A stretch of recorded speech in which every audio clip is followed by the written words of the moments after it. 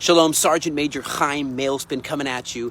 I'm with the Combat Engineer Corps Elite Unit for Special Missions. It's called Yalom. There's a special mission in front of us right now, and it's called Completing This War. I've been at it for a long time to bring them home, to rescue the hostages, to dismantle these dungeons of darkness and dismay, of diabolical terror, to remove their infrastructure and dismantle Hamas, to complete this war so they can't mount another massacre on us and rape women and burn people alive and so on. But there's a huge international campaign, including the U.S. government, to prevent us, IDF, from going into Rafah. Even though we know that Rafah is where the last stand, their last battalions, and they could rearm, they could retake control of the entire Gaza if we don't complete this, right? Now, I see a parallel in the book of 1 Samuel chapter 15. God commands Saul to utterly destroy the Amalekites, utterly. Right? And Saul and his men are tempted to spare Agag. They're like, well, let's not complete this. And I'm not saying I know exactly what God wants Israel to do right now. I'm not trying to say that, but I'm just saying, look at this parallel. He had a mission to complete from God. And Agag was a wicked, wicked, wicked king hurting Israel. And his job was to destroy the Amalekites.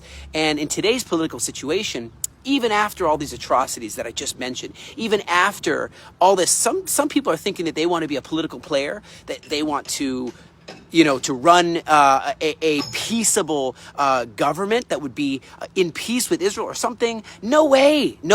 They're looking to to rearm and to do another raping women, killing babies, burning people alive. And they call that the liberation of Palestine, but they want to destroy Israel. It's very clear in their charter. It's very clear. We know this now. And in the Bible, God says, look what Amalekites did to you. Remember?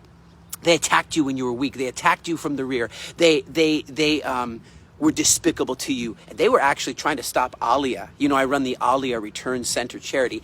And they were trying to stop the promise of the promised land happening, which is that we will come and live in Israel.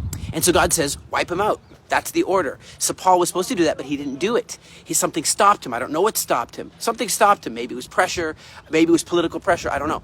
But you think that God was pleased with Saul when he stopped and didn't complete the mission? You think God was pleased? Is that what we're learning from the story when God says, destroy these Amalekites, and he stopped? He says, I'll spare King Agag. And he then suddenly has this monument right in verse 12, and he makes a monument for himself. I'll read that. In verse 12, it says, and Samuel rose early to meet Saul in the morning, and it was told Samuel, Saul came to Mount Carmel, and behold, he had set up a monument for himself, and turned and passed on and went down to Gilgal.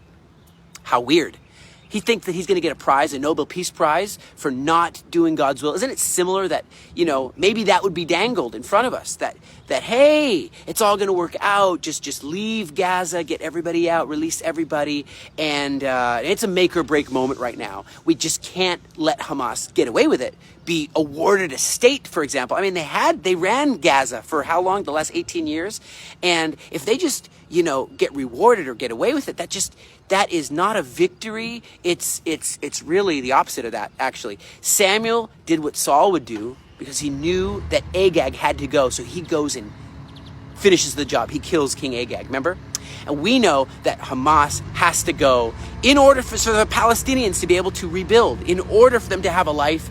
This evil vision, this evil ideology, this evil organization must go.